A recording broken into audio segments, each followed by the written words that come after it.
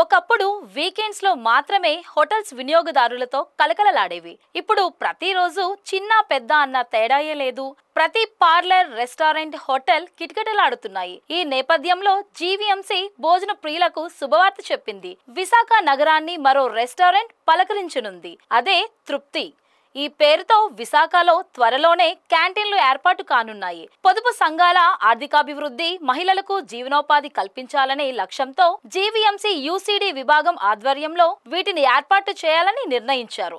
జవన్ family one entrepreneur కింద GVMC town planning విభాగం గుర్తించిన ప్రాంతాల్లో వీటిని ఏర్పాటు చేస్తారు. ప్రస్తుతానికి 3 చోట్ల వీటిని ఏర్పాటు చేసేందుకు అనువైన ప్రాంతాలను గుర్తించడంతో పైలట్ ప్రాజెక్టుగా వీటిని ప్రారంభించే అవకాశం ఉంది. ఈ క్యాంటీన్ అంశాన్ని జూన్ 6వ తేదీన జరిగే జీవీఎంసీ కౌన్సిల్ సమావేశంలో చర్చించి ఆమోదం తెలిపేందుకు వీలుగా అజెండాలో చేర్చారు.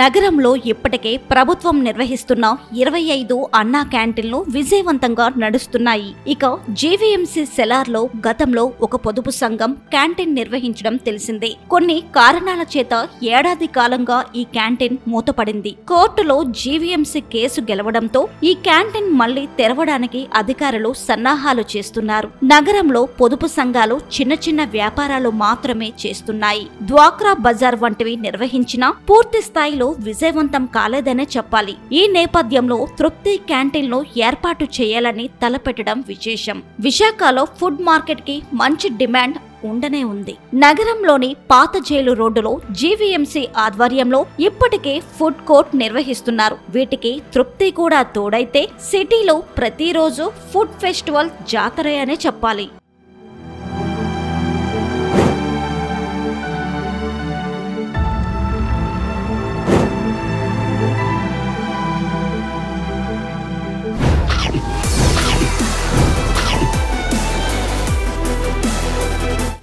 తృప్తి క్యాంటీన్ల ద్వారా పొదుపు సంఘాల జీవన ప్రమాణాలు మరింత మెరుగుపడతాయనే చెప్పాలి.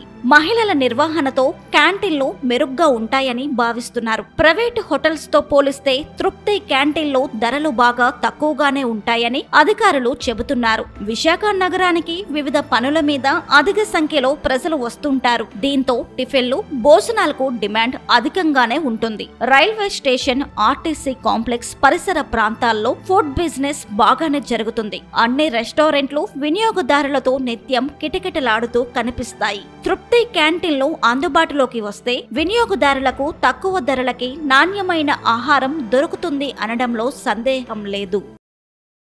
విశాఖపట్నంలో 6 క్యాంటీన్ల వరకు డిజైన్ చేయడం అయింది. దాంట్లో స్థానిక ఎమ్మెల్యేలు కానీ, ఇక్కడున్న పబ్లిక్ రిప్రజెంటేషన్ కానీ ఇవన్నీ తీసుకొని ప్రజలకు నైట్ 24 అవర్స్ ఉండే ఈ విధానాన్ని సెంట్రల్ గవర్నమెంట్ తెచ్చింది. రాష్ట్ర ప్రభుత్వం కూడా సహకారంతో ఈ క్యాంటీన్లు అనేది పేదవాడు నైట్ భోజనం లేకపోయినా ఆ క్యాంటీన్లోకి వచ్చి భోజనం పెట్టాలనే విధానంతో గాజువాకలో అక్కడ టోల్ గేట్ దగ్గర ఒక పాయింట్ అవ్వడం జరిగింది. అలాగే బీచ్ రోడ్లో కూడా ప్లేస్ వస్తున్నాం, అక్కడ ఒకటి, మన కేజీహెచ్ దగ్గర ఒకటి, ఇలాగ ఉన్న పాయింట్స్ కూడా 6 పాయింట్స్ వరకు ముందు దీన్ని పెట్టాలన్నాం. ఇప్పుడు ఏ ప్లేసులు ఉన్నాయో మా జీఎంసీ నుంచి కూడా చూస్తున్నాం. అవన్నీ అప్డేట్ చేసుకొని ఇది ఏదైతే మనం ఏవైతే అనుకున్నామో అవి మంచి రిజల్ట్ రావాలి, పబ్లిక్ బాగా ఉపయోగపడాలి. కౌన్సిల్ మీటింగ్లో ఎజెండాలో పెట్టారు కదా సార్, దాన్ని అంత ఏకగ్రహంగా అది ప్రజాస్వామ్యంగా ప్రజల కోసం చేస్తున్నది, దానికి అబ్జెక్షన్ ఏమి ఉండదు. దాని ఇప్పటికే గతంలో నేను 4 లీటర్గా 4 సంవత్సరాల్లో కూడా నేను కూడా దాంట్లో చేశాను. ఇప్పుడు కూడా వచ్చాయి. దాన్ని కూడా నేను ఈ కౌన్సిల్లో కూడా డిస్కషన్ ఉంటుంది. డిస్కషన్ ఏది కూడా ఏ స్వార్థం లేకుండా డిస్కషన్ చేసే బాధ్యత కూడా ఇస్తాను. ఏదైతే డిపార్ట్మెంట్ కానీ అధికారులు కానీ తప్పు ఉంటే దానికి బాధ్యులు అవుతారు. దాని బాధ్యతతో అక్కడ చెప్పవలసి వస్తుంది. ఇంకోటి మీరు దాన్ని ఎలా rectify ప్రక్షాళన చేద్దాం